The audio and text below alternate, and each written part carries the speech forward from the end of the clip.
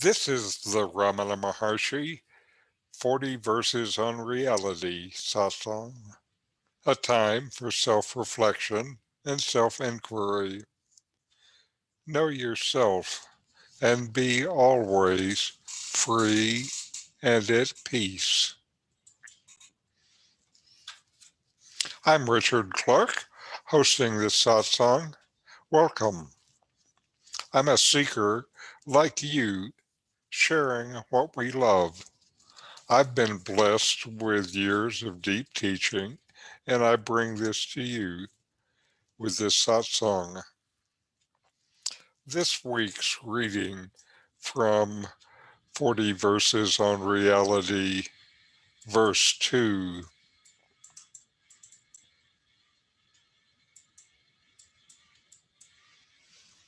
All religions postulate the three fundamentals: the world, the soul, and God, but it is only the one reality that manifests itself as these three. One can say the three are really three only so long as the ego lasts. Therefore, to inhere in one's own being, where the I or ego is dead, is the perfect state.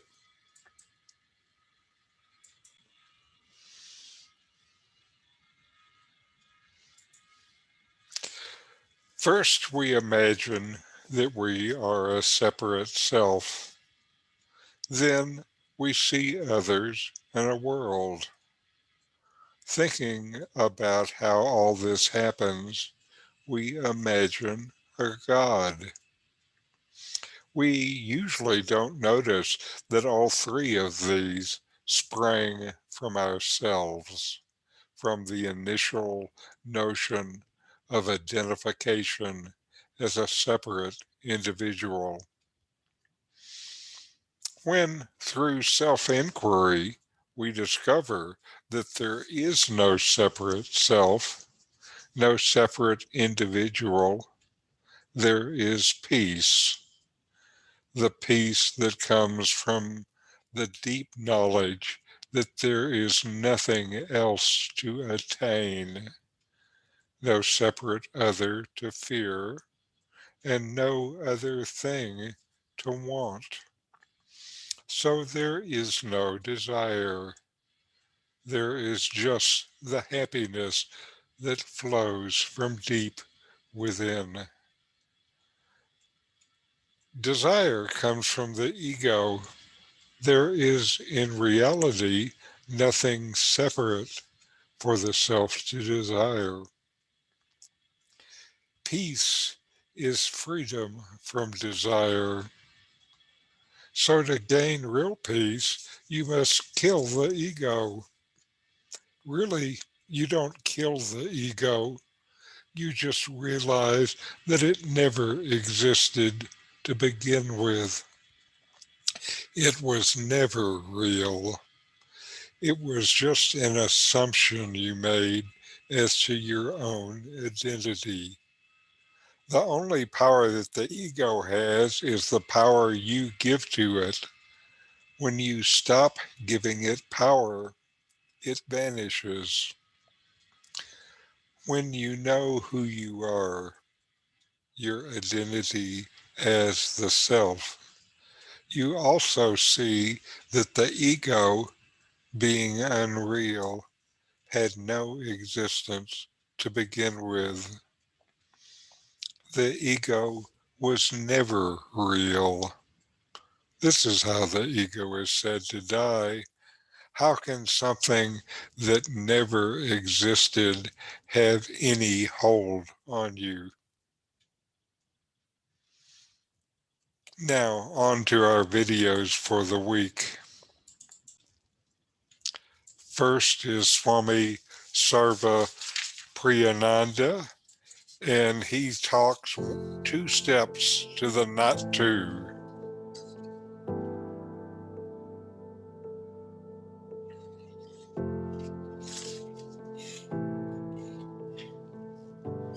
few years back, I did a TED talk, and I immediately vowed never to do it again. The reason is they had a big clock in front of me counting down from 18 to 0. And they said, at 0, you have to stop.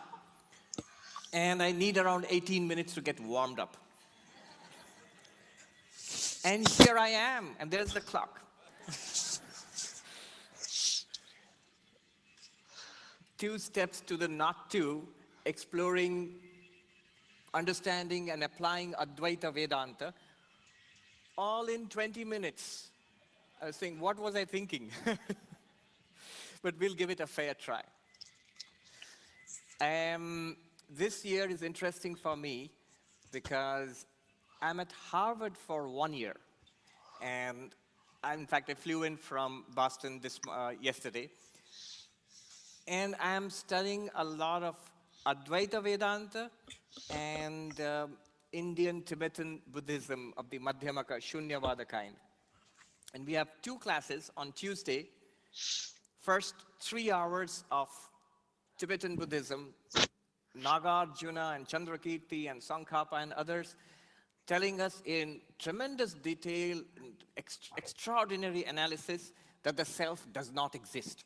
You do not have a self. And after that, the next class is Professor Clooney's Introduction to the Upanishads. For 3 more hours, you're told that the self is absolute. Can you imagine the whiplash? Oh, Swami Brahmananda is there. The Advaita Vedanta, these are the original non-duality guys. 5,000 years ago, the Upanishads is speaking about non-duality. And the amazing thing is, when I study Madhyamaka Buddhism, the Buddhism of emptiness of selves, and then Advaita Vedanta, literally one after the other, where the self is the absolute, both of them are speaking in the same language of non-duality.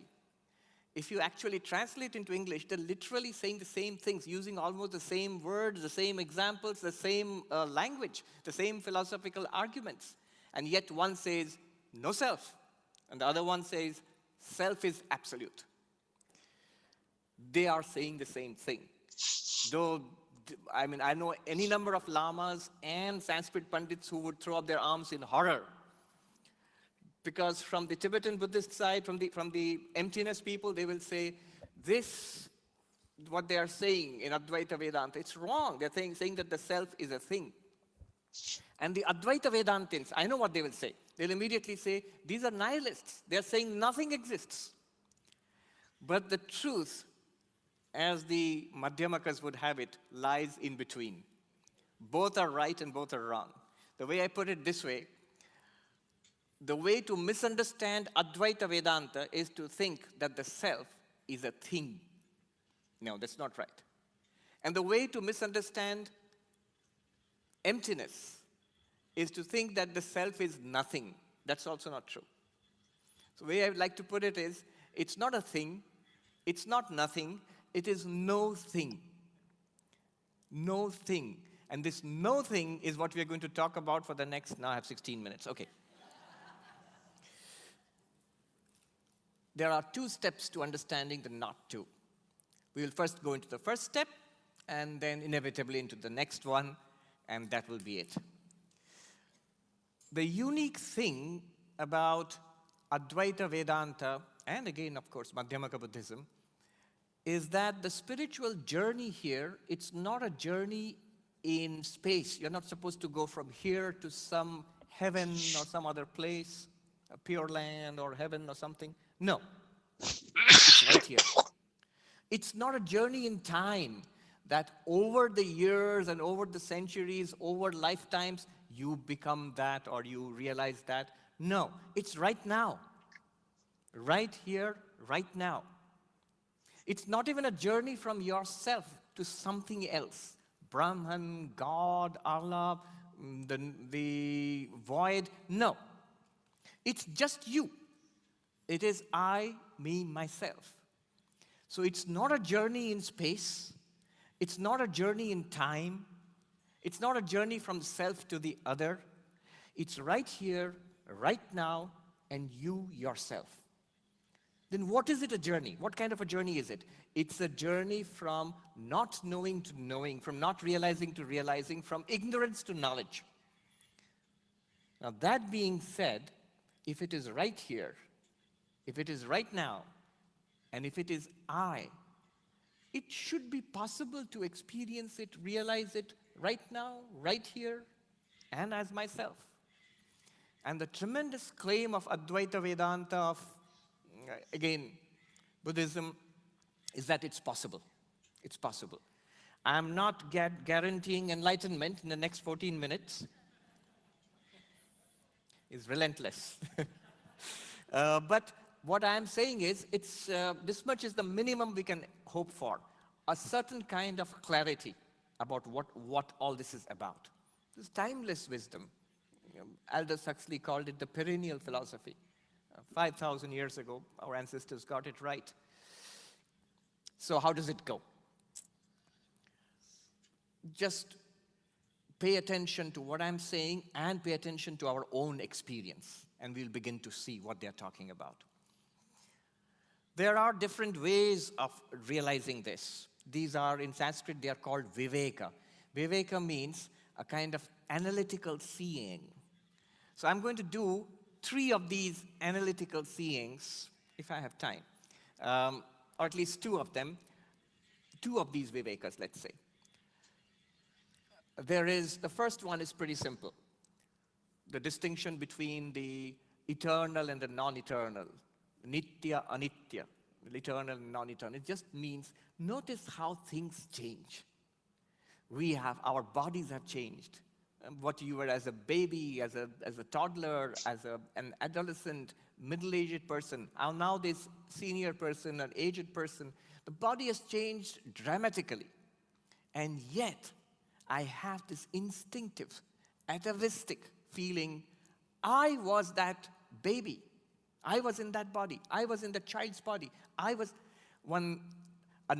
senior nun once told me that she was walking past a shop front window in Santa Barbara, and she looked at the window and she said, "Who's that old lady?"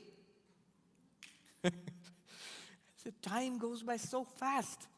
She says, it was just 40 years ago that I was this young girl coming into the convent to become a nun. And it's 40 years. The body has changed dramatically. I have the absolute sure feeling that I was, this I am. I have not changed. Everything changes and passes away. And yet you are the knower of the change. Nagasena, the famous Buddhist monk who goes to this king, and the king complains to the monk that he has so many problems. The enemies are threatening. There's a famine in the kingdom, and the ministers are incompetent, and the prince is dissolute and not capable of taking over the kingdom. And the monk says, "O king, this too shall pass." And years later, many years later, the monk, now an old monk, he's passing through the kingdom, and he meets the king, who is also very old by that time.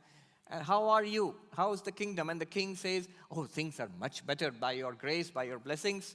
Enemies have become friends, and the ministers are competent, and there is plenty of food in the kingdom. And the prince has shaped up quite well. I'm thinking he's going to be a good king." And the monk said, "O king, this too shall pass." It passes. And yet, you who are the knower of that passing, the changing world, people come and go out of our lives. They change and they grow old and they die and they go away. Changing body, changing mind. Our minds change continuously. From the morning till now, how many times? Excited, bored, irritated, happy, expectant. So many changes from the morning till this afternoon in one course of one day. How much the mind changes. And yet that bored person, I was. This excited person, I hope, I am. So all of these changes, I am the unchanging experiencer of this changing world, body, mind. Now this is one way of looking at it. Just stay with this feeling. The sense of an unchanging experiencer, of a changing world and a body and a mind. This is one viveka. The second one is what is called drigdrishya viveka, the seer and the seen. It's one of my favorites. It's pretty powerful. What it says is, that which experiences cannot be the one which is experienced. Just as the eyes see this glass of water, so the eyes and the glass must be different. If something is not different from our eyes, the eyes cannot see that. Do we see that? This has to be at a distance from the eyes, some different entity. Then only the eyes can see it. In the same way, our bodies, if you think about the body, I am the experiencer of the body. Clearly, I can see it, touch it. If it's a very hot and sweaty day, you can even smell it. So the body is experienced. The body is an object for all of my senses. All 5 of my senses can objectify this body. That which is an object, the experienced object, and I, the experiencer, I cannot be the same thing. I am not the body because I experience the body as a thing. A doctor from Edinburgh just recently wrote to me. He's been a doctor for 2 decades now, and he wrote to me saying that I had an epiphany just a few days ago when I was looking at the charts of some patient's body, the scans, and he thought, I have been seeing this all my life for the last 20, 30 years, and suddenly I had this epiphany. Nowhere in this physical system, this musculature, this digestive system, these bones, these nerves, nowhere I am. None of this is me. It's a thing. You might say, that's simple. Duh, what's there to it? But when you have that powerful epiphany, this powerful clinging to the body, that I am this thing, it suddenly falls away. It can be scary. It can be harrowing. I am not this. It's a thing. It's an object. I am not the body. Why? Because I see it.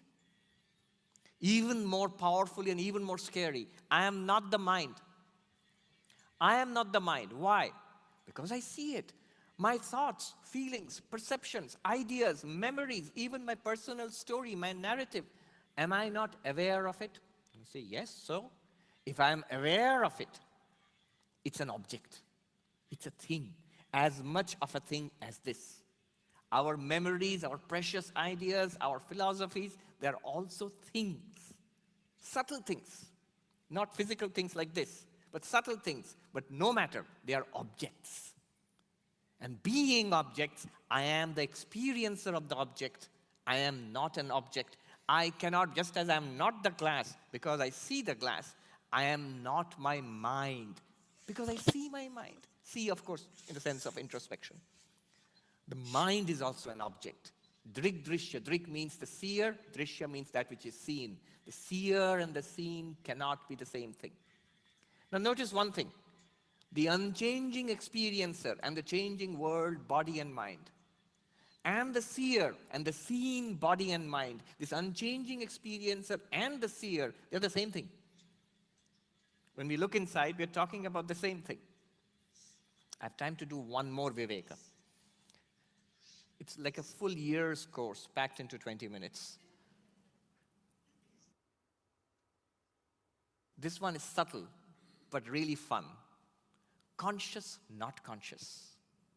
It's almost like seer and seen, but it's different. If I ask you, look at this glass. You're aware of this glass. You're seeing it. On which side is consciousness? You on your side or here? You'll say, yeah, I am conscious of the glass. I don't know if the glass is conscious of me. I don't know, but I am conscious of it. So in my experience of the glass, consciousness is here, not there. Okay. One step closer. Look at your own hand. If you do that, now ask yourself the question, where is consciousness? Am I conscious of the hand, or is the hand conscious of me? Is the hand saying, hello there, you haven't done this in a long time? No, it never does that. That would be creepy. I am conscious of the hand, absolutely. So, I'm conscious of this hand, and this parts of the body, these parts of the body. Every part of the body is something that I am conscious of. The body is not conscious of me, the conscious entity. Consciousness is always on your side, never on the side of the experienced entity. I am conscious, and that is not conscious. In Sanskrit, this is called chit jada.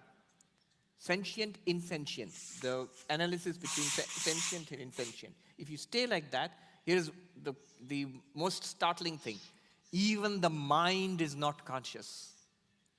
That is something very stunning in a Western context. I get this all the time in the university there, because the mind and consciousness are usually taken together. But it's a very simple experiment. Think a thought right now. I know. When you try to think, no thought comes. The mind is, is mischievous in that way. When you want to stop thinking, it will not stop thinking. When you, mind, give me a thought, no thought. 2 plus 2 is 4. Just think, 2 plus 2 is 4. Hold that thought in your mind. 2 plus 2 is 4. Now ask yourself the question, is 2 plus 2 4 aware of me, or am I aware of 2 plus 2 4? So obviously I'm aware of 2 plus 2 4. 2 plus 2 4 is just like mental talk. I'm aware of it. Are you with me? Okay. I'm aware of it. 2 plus 2 4 is not aware of me. Clearly it's a movement in the mind, a vritti, which I am aware of. That is not aware of me. I am conscious, even the mind is not conscious. The mind appears to be conscious by my light, by the light of the self. But even the mind is not conscious. You are the consciousness apart from the body, mind, because you are unchanging, 1. Because you are the seer, 2. Because you are awareness, 3. The world, body, and mind are changing, the seen, and not aware. Because of this, you are this consciousness. Okay, 3 minutes. We have done the first step in 2 steps to the not to. Whatever I've said till now, I was pulling a fast one on you. Don't take it seriously. It is not true. My Advaita teacher used to say that those who keep talking about seer and seen, they are, in Hindi he would say, kache Vedanti, they're unripe Vedantins. The second step is very important. Now Vedanta asks you, what is the relationship between you, the unchanging awareness, the seer, and the changing world, body, mind, the other? Are they really 2 separate things? Or are they actually one? How do you decide? Here is one way. There are different ways, we can talk about it. One way is, 2 things are separate if you can experience them separately. So my cloth and this glass are separate because you can see the glass separately and my cloth separately. They don't go together. But the world and consciousness, the body and consciousness, the mind and consciousness, has anybody ever experienced a world apart from consciousness? Have any of us ever experienced ourselves, our bodies, our minds, our thoughts, apart from awareness? Never. The world is not, the body, mind, and world are not experienceable, are not facts apart from consciousness. When I say it like that, it sounds crazy. But this is what Advaita Vedanta is claiming. That this inner awareness, this light, is the reality which appears as its own object. You, that one unchanging consciousness, you alone appear as this changing world. You appear, the self appears as its other. This world which we experience is nothing apart from us. The other is nothing apart from you, the self. This world is your own. There is nobody here who is a stranger. Just like in a dream, every person, object, animal that you see in the dream is nothing apart from you, the dreamer. You're appearing in all those ways. Consciousness is appearing as its own object, and this is the festival of consciousness, which we call our life, our universe. Yeah. This oneness is what non-duality is all about. The world, the self, the changing world, body, mind, the experienced world, body, mind, the non-aware world, body, mind is not a second thing apart from you, the unchanging seer awareness. Second step, not to. Thank you.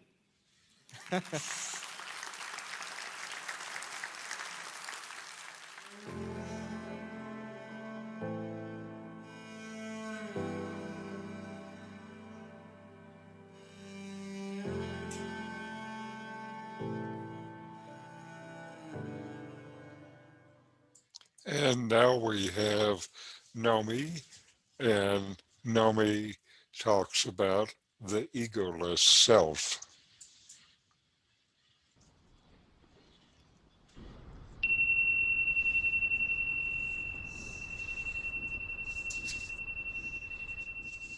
That you should know yourself is the advice of all the wise.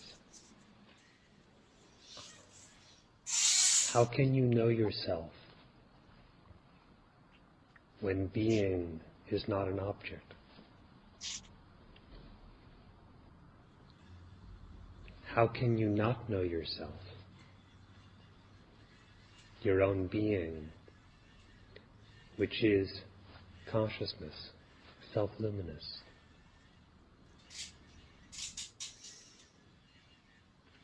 In his spiritual instruction, the Maharshi has pointed out, are there two selves that one should know or not know the other?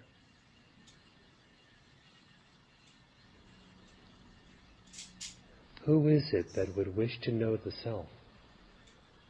Or who is it that is subject to the illusion of ignorance and its consequent bondage, and who is desirous of liberation because he intuits it's his natural state?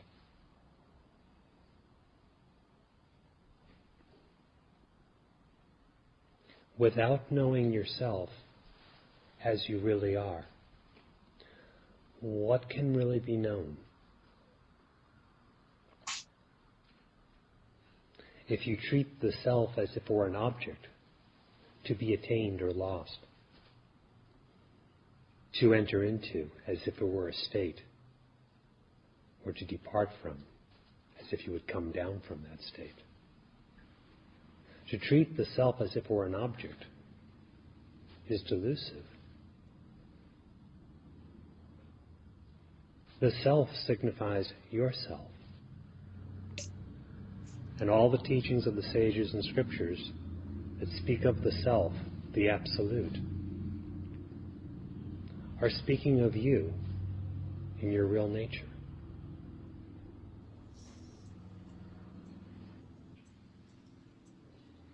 What are you in your real nature?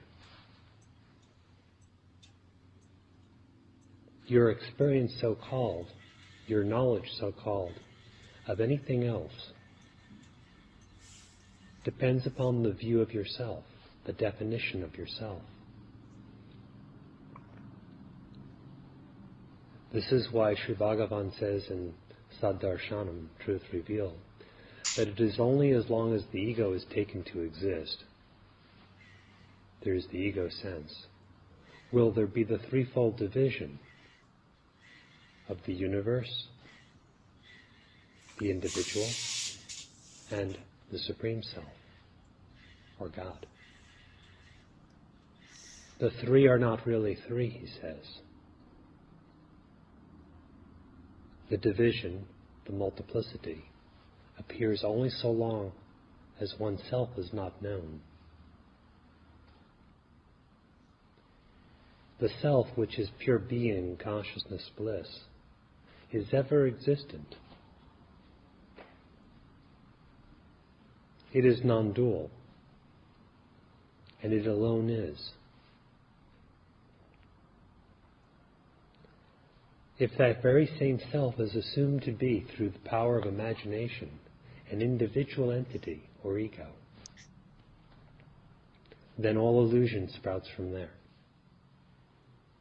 Since it is illusion, it is not really existent, but it seems to be. If we want illusion to vanish and perceive reality in such a manner that reality comprehends itself, then we must know who we are. And how else to know who you are unless you question the very one that seems to be individualized even now? What is it that you refer to as I in yourself?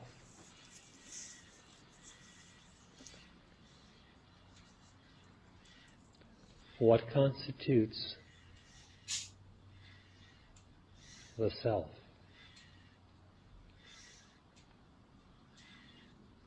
Can it be the body?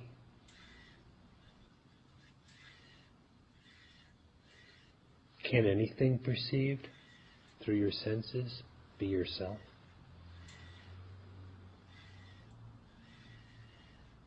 Can anything conceived in the mind be yourself? What is this seemingly individualized self? What marks off or defines its individuality?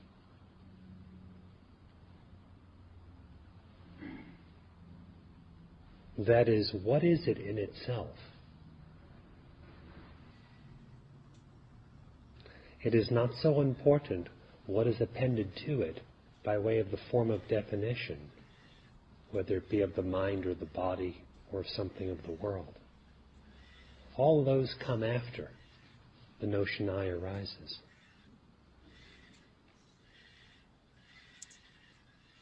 Ask yourself, for whom is the experience of all these things?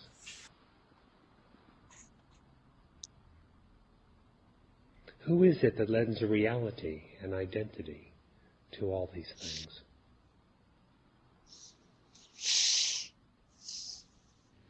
With the appearance of the individual, bondage is possible, suffering is possible.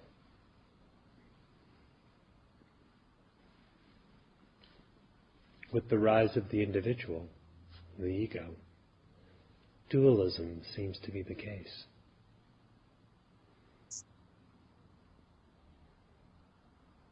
Inquire within yourself and determine what this individual is, if he is.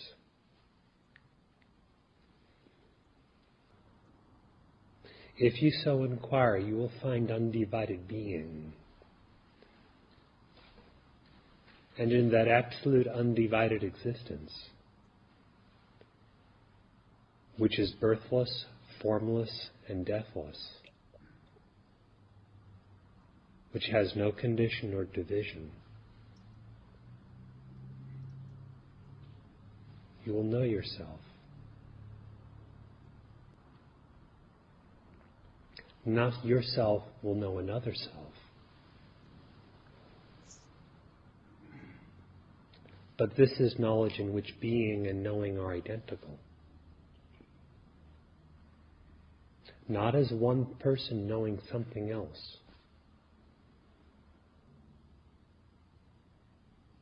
but the innate existence knowing itself with its own light.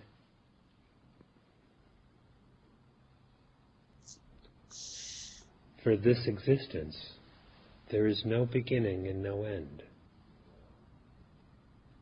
For this existence, there is nothing else whatsoever.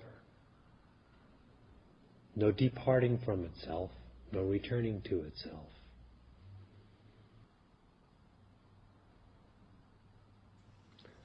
From this undivided existence or real self comes all wisdom.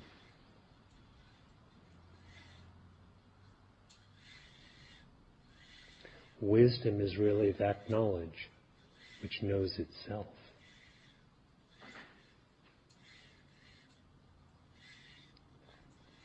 Such knowledge is not an idea or set of ideas. How could you be an idea?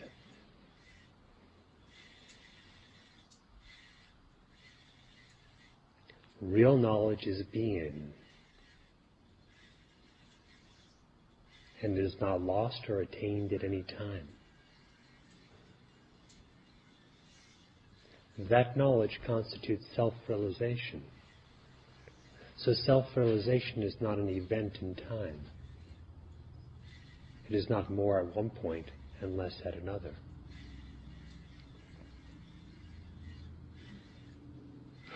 Ideas of gain and loss, exiting and returning, attaining and otherwise, can arise only after the notion of individuality is taken for granted.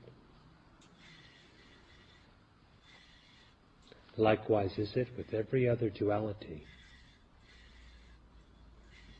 and every doubt regarding the nature of the self.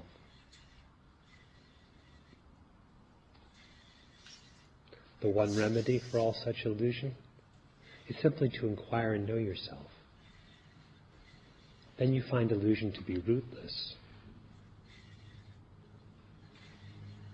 Indeed, you find it to be beginningless, that is, it did not start. Who then is bound? There is no one bound. Who gets free? No one gets free. What was sought as liberation is your own nature. You do not have another nature. Nor is there anything else existing.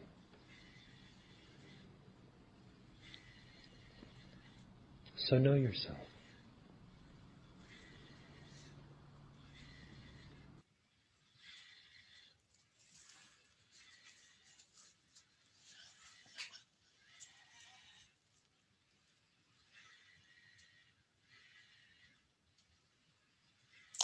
Now we'll take a few minutes to meditate. Breathe in and breathe out. Long, slow breaths. Notice the breath as it comes in. Feel it as it goes out.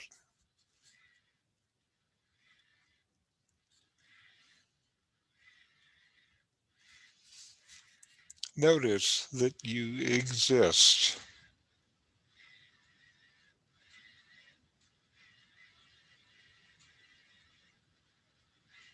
and investigate just what this means, just who or what actually exists and where.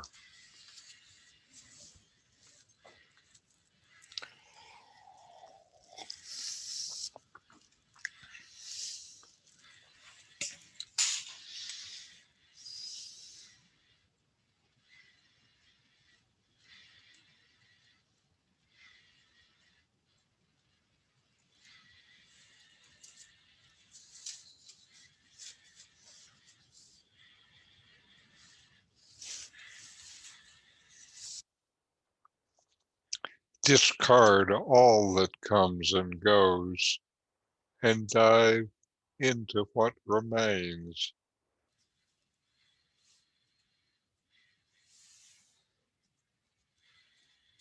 Is this multiple? Is existence multiple? Or is it only one?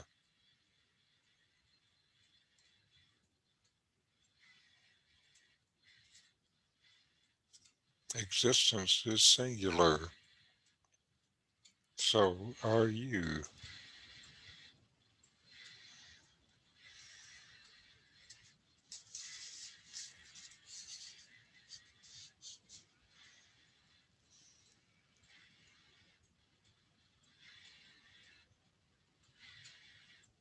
Can you find any separate ego here?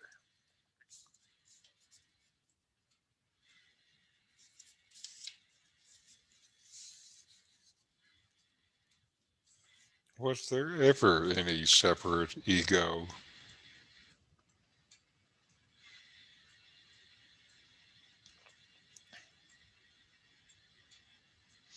You know the ego gets its power entirely from you.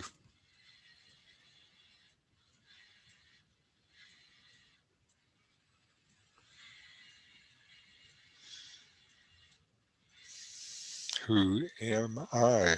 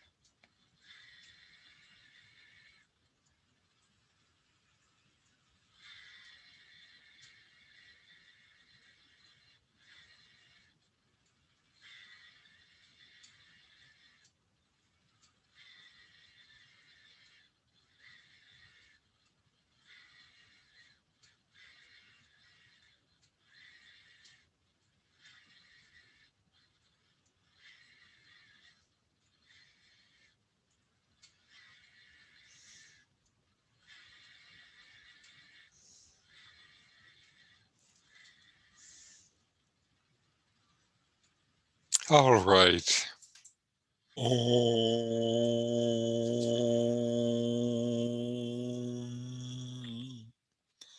Shanti, Shanti, Shanti. Om. Peace, peace.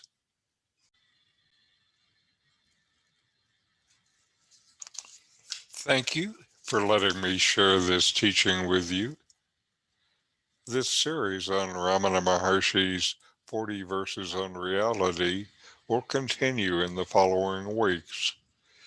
If this satsang was of interest to you, I have more for you: a free book site, a YouTube site, and my blog. The URLs will be on screen next. Thank you for watching.